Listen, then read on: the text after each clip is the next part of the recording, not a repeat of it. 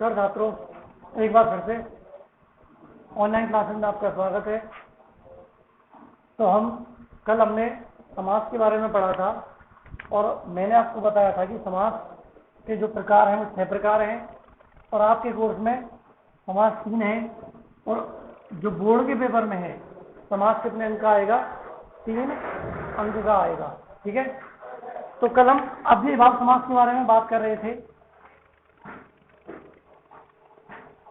अव्ययी भाव समास परिभाषा हमने जान ही ली थी। समास की परिभाषा क्या थी कि पहला शब्द क्या होगा, अव्यय होगा और दूसरा शब्द क्या होगा, संज्ञा होगा। उसके बाद समस्त पद जो है वो हमेशा नपुंसकलिंग के एक वचन में होगा।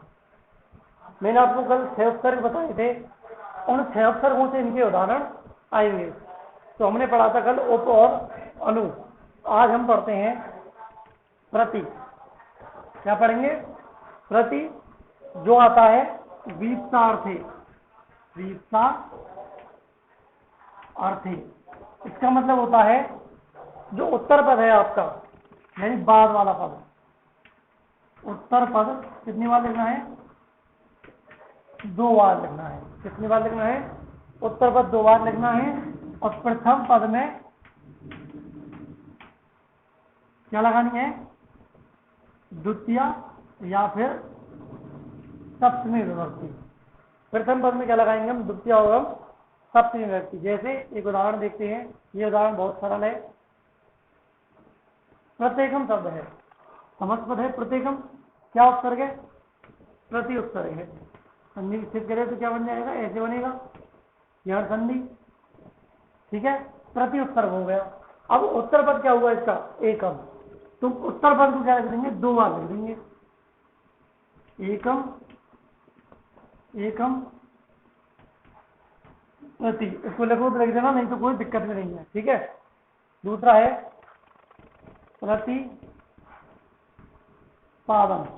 ऐसे इसका हो जाएगा पादम पादम। ठीक है, यानी कोई भी प्रति उपसर्ग से बनकर जो शब्द आएगा उस वाले शब्द में जो उत्तर पद है, यानी प्रति उपसर्ग को हटाकर जो बाद वाला पद है, उत्तर पद जो है, उसको अपन कितनी बार लिखेंगे? 2 बार लिखेंगे। ठीक है, ऐसे ही प्रति गृहम, इसके 2 तरीके से अपन कर सकते हैं। एक तो गृहम गृहम, दूसरा क्या लिख सकते हैं? सप्तमी विभक्ति। तो सप्तमी विभक्ति में क्या चलेंगे? गृहे गृहे। ठीक है, तो ये तो इस प्रकार से किसमें आएगा? समस्त पद है। यदि आपके बोर्ड के पेपर में कैसे विच्छेद होकर आए, जैसे आ जाए, क्या आ जाए? ये आ जाए मासम मासम। ठीक है, और बाद में क्या? तृतीय आ जाए, तो क्या हो जाएगा? ये क्या है? इसका विग्रह किया हुआ है। क्या किया हुआ है? विग्रह किया हुआ है। इसका मतलब जो बाद वाला पद है, यानी ये जो उत्तर पद है, इसको एक बार पद में लिखेंगे तो क्या लिखेंगे? भाई उत्तर पद को यदि हम 2 बार लिखेंगे तो इसका मतलब है कि उत्तर पद को 2 बार लिखने का मतलब है कि इसमें प्रति उपसर्ग आएगा। क्या आएगा? प्रति। तो यहाँ पर क्या आ जाएगा? प्रति। उसके बाद इस वाले पद को नपुंसकलिंग में। ठीक है, तो क्या हो जाएगा? ये प्रति मासम। अगले यदि हम बात करें निर, निर क्या आएगा? निर का जो अर्थ है वो आएगा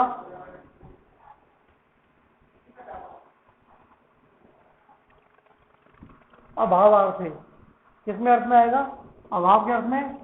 और प्रथम पद में क्या आएगी?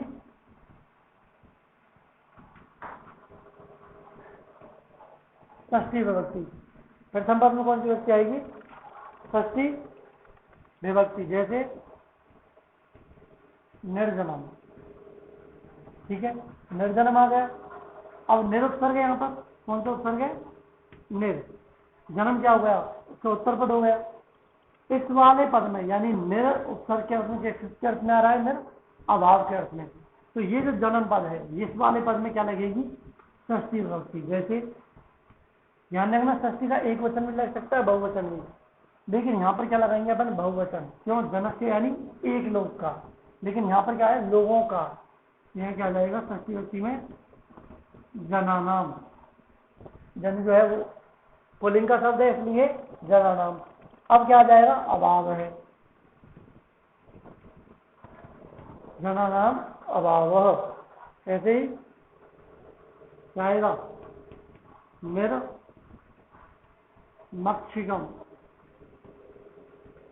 निर्मक्षिकम। ऐसे मक्षिक में क्या हो जाएगा, मक्षिकाणाम। क्या आ जाएगा फिर, अभाव। क्या आ जाएगा, मक्षिकाणाम अभाव। तो यानी निर वाले उपसर्ग से जितने भी पद आएंगे आपके लिए, उसमें क्या जोड़ना है आपको, अभाव है जोड़ना है। जैसे एक विग्रह कर दिया हुआ है इसमें कि धनस्य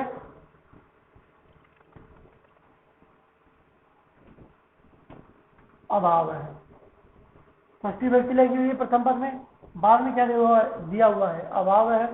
अभाव किसके अर्थ में आता है, निर के अर्थ में। तो क्या बन जाएगा, निर्धनम। क्या बन जाएगा, निर्धनम। यदि ऐसे आता है समझ पर बनकर, तो अपन को विग्रह करके क्या लिखना है, नाम लिखना है। और यदि विग्रह होकर आता है तो समस्त पद बनाते हुए क्या लिखना है, नाम लिखना है।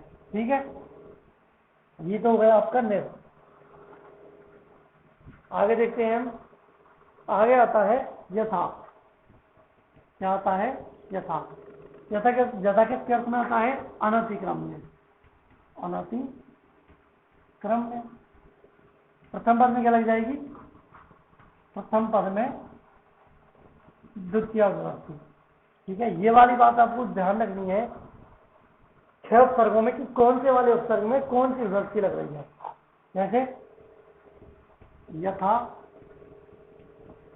शक्ति, ये वाला पद है यथा शक्ति।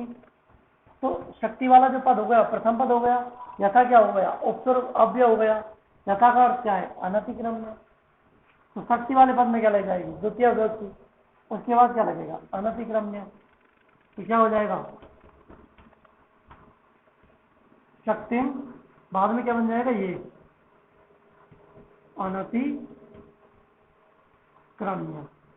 शक्तिम अनतिक्रम्य।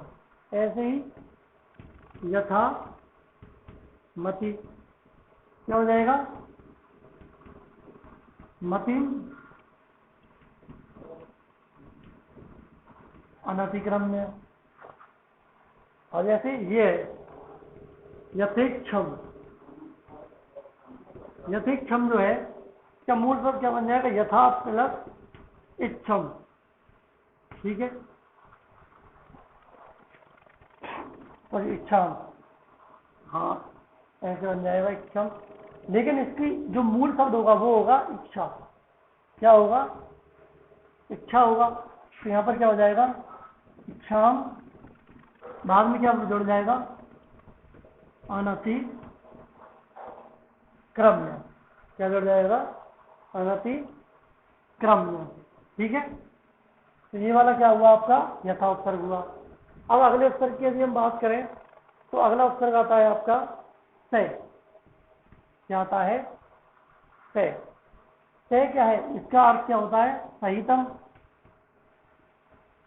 क्या होता है, सहितम। प्रथम क्या लग जाएगा, तृतीय विभक्ति लग जाएगी। प्रथम पद में कौन सी विभक्ति लगेगी, तृतीय विभक्ति लगेगी। यानी ऐसे से उपसर्ग से जितने भी शब्द बनकर आएंगे उन वाले पदों में क्या लगेगी, तृतीय विभक्ति। जैसे चित्रम, चित्रम पद दिया हुआ है। चित्रम जो है नपुंसकलिंग का पद है, तो दोनों व्यक्ति में समान चलते हैं, लेकिन तृतीय व्यक्ति में किसकी तरह चलते हैं, राम की तरह। तो यहाँ पर क्या आ जाएगा, चित्रेण। सहकार क्या हुआ, सहितम। तो यहाँ पर क्या हो जाएगा, सहितम। क्या हो जाएगा, शस्त्रम। वही हो जाएगा इसका भी। क्या आ जाएगा, शस्त्रेण, आगे सहितम। क्या आ जाएगा, शस्त्रेण। यानी जितने भी उपसर्ग आपके लिए आएंगे उन उपसर्गों का जो अर्थ है, एक तो वो, दूसरा बात उसमें विभक्ति कौन सी लग रही है, उस विभक्ति को हमको ध्यान रखना है।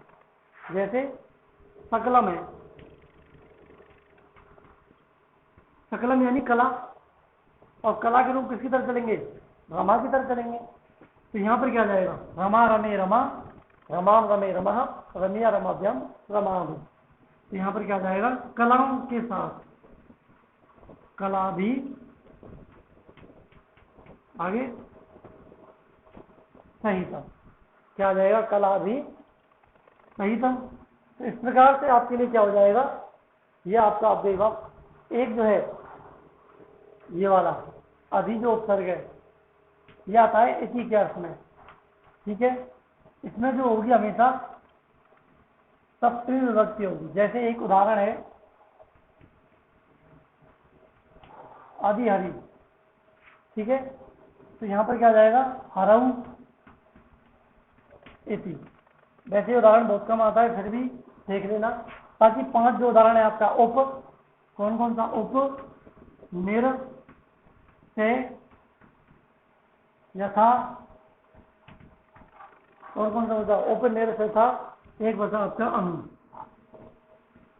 इनका आपको क्या रखना है, विशेष रूप से ध्यान रखना है। यानी इन उपसर्गों पर हमको विशेष रूप से क्या देना है, ध्यान देना है, ठीक है।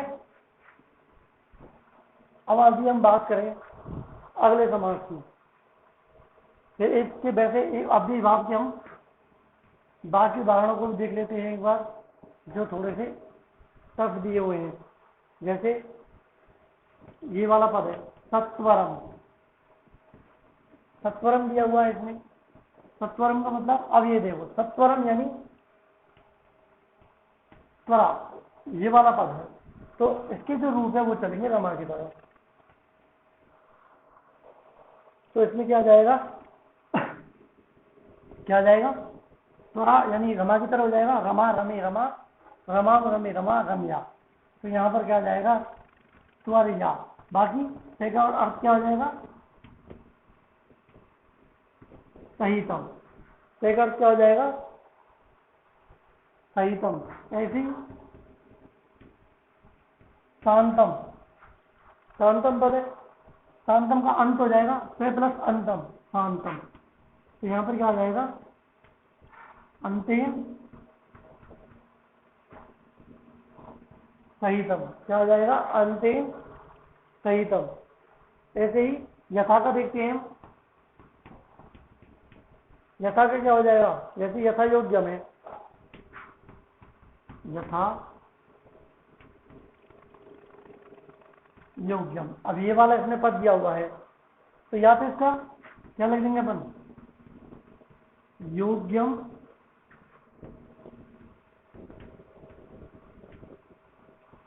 अनतिक्रम में, क्या लिख देंगे, योग्यम अनतिक्रम में। या इसका दूसरा भी होता है योग्यताम, क्या होता है, योग्यताम अनतिक्रम में। ऐसे ही यथा कामम, क्या हो जाएगा, कामम अनतिक्रम में। क्या हो जाएगा, कामम अनतिक्रम्य।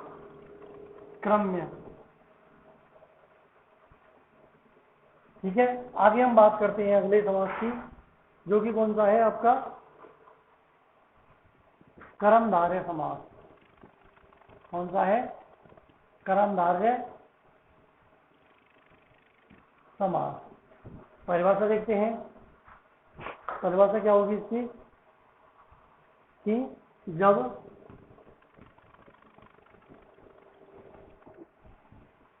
तत्पुरुष समास के, जब तत्पुरुष समास के, यानी कौन समास के, तत्पुरुष समास के दोनों पदों में, क्या में, दोनों पदों में क्या हो, समान विभक्ति हो। क्या हो, समान, यानी प्रथम पद में भी वही विभक्ति हो और उत्तर पद में भी क्या हो, वही विभक्ति हो। तो क्या क्या आ जाता है वो, समानाधिकरण, समानाधिकरण क्या कहा जाता है? तत्पुरुष। ठीक है, क्या कहा जाएगा? समानाधिकरण तत्पुरुष। और ऐसे ही हम क्या कहते हैं? कर्मधारय समास भी इसे कहते हैं। ठीक है, अब इस समास में, इस समास में क्या पूर्व पद यानी पहला पद क्या हो जाएगा? विशेषण, और उत्तर पद क्या हो जाएगा?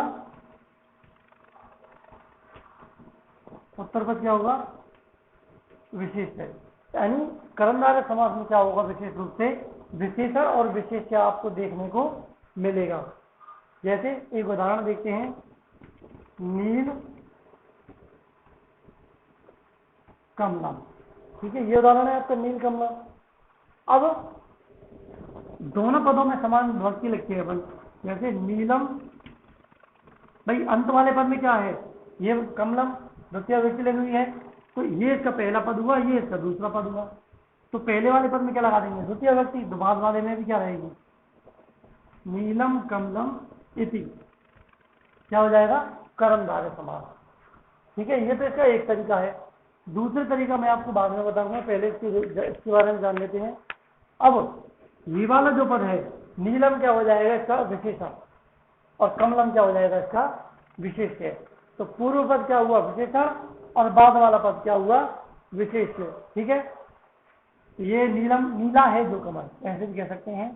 ठीक है, अब इसकी हम ये परिभाषा आपकी ध्यान रखनी है, परिभाषा पेपर में आएगी नहीं, सिर्फ आपके लिए उदाहरण दिए जाएंगे। उन उदाहरणों के अकॉर्डिंग आपको क्या करना है? कार्य करना है। ठीक है, अब देखते हैं उदाहरण। जैसे पहले विशेषण विशेष्य के उदाहरण देखते हैं हम। विशेषण विशेष्य कर्मधारय। विशेषण विशेष्य की क्या है? कर्मधारय। जैसे पीताम्बरम शब्द देखो, क्या है? पीताम्बरम पद दिया हुआ है, एक पद तो इसका ये बन गया, और दूसरा पद इसका क्या हो गया? ये हो गया। अम्बरम हो गया, एक पीतम हो गया। अब अम्बरम वाले पद में क्या लगी हुई है? द्वितीय विभक्ति। तो पूर्व वाले पद में क्या हो जाएगा? द्वितीय। पीतम अम्बरम इति। ठीक है, ऐसे ही वीर पुरुषः, बाद वाले पद में क्या लगा हुआ है? विसर्ग लगा हुआ है, तो यहां पर भी क्या आ जाएगा? वीरः पुरुषः, वीरः पुरुषः। ऐसे ही कुराजा, कुराजा पद है। अब देखो क्या हो जाएगा इसका? कुत्सितः राजा। क्या है? बुरा है जो राजा, महापुरुष है। इसका जो मूल शब्द होता है वो होता है महत। ठीक है, तो यहाँ पर क्या आ जाएगा? वहां पे विसर्ग नहीं लगेगा, विसर्ग नहीं लगेगा, यहाँ क्या लगेगा? महान पुरुषः इति, महान पुरुषः इति। ठीक है, ऐसे ही श्वेत वस्त्रम। क्या है? श्वेत वस्त्रम। तो यहां पर क्या जाएगा? श्वेतम वस्त्रम इति।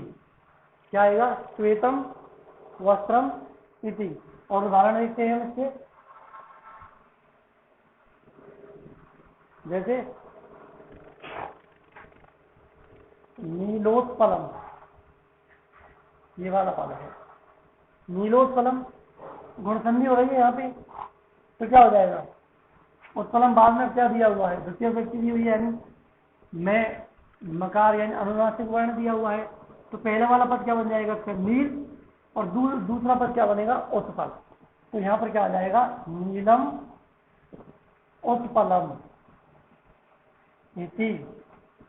क्या लिख देंगे? दोनों पदों को हम समान लिख देंगे। और ऐसे ही परम पुरुषः, परम पुरुषः। अब क्या हो जाएगा इसका? बाद वाले पद में क्या लगा हुआ है विसर्ग? परमः पुरुषः इति, परमः पुरुषः इति। तो ये वाला पद क्या बन जाएगा? इस प्रकार बन जाएगा। जैसे एक शब्द और है महाराजा, महाराजा पद दिया, महाराज, ये वाला पद मैंने बाद में पहले भी बताया था आपको। तो महाराजा में क्या हो जाएगा? महान राजा, महान है जो राजा। ठीक है, और उदाहरण देखते हैं इसके एक दो। सुंदर बालकः, सुंदर बालकः। दोनों पद क्या है? पुल्लिंग के शब्द हैं, तो क्या हो जाएगा? यहाँ पर विसर्ग आ जाएगा। सुंदर है बालकः इति, सुंदर है बालकः इति। क्या हो जाएगा? सुंदर बालक। ऐसे ही यहाँ पर क्या आ जाएगा? रम्या वाटिका। क्या आ जाएगा? रम्या वाटिका। अब बाद वाला पद आकारांत का है, स्त्रीलिंग का। पूर्व वाले पद में भी स्त्रीलिंग का आकारांत दिया हुआ है, तो दोनों पदों को क्या कर देंगे अपन? अलग कर देंगे। रम्या वाटिका इति। अब बोर्ड के पेपर में आपको ये बात ध्यान रखनी है, जैसे ये वाला पद ऐसे आया, सुंदर है बालक है, और इसमें इति लगा नहीं आया है, तो इसका मतलब इसमें क्या किया हुआ है? पहले से ही पद का विग्रह किया हुआ है। क्या किया हुआ है? पहले से ही पद का विग्रह किया हुआ है। तो इसको अपन ने क्या बनाना है? समस्त पद बनाना है। तो समस्त पद में क्या जाएगा? सुंदर बालक है। ऐसे समस्त पद बन जाएगा। ऐसे ही इसका दिया हुआ है रम्या और वाटिका, और इति नहीं लगाया है। इति लगाया है जब तो समझ ही जाओगे, लेकिन नहीं लगाया है तो दोनों पद क्या है? अलग है। क्या बन जाएगा? रम्या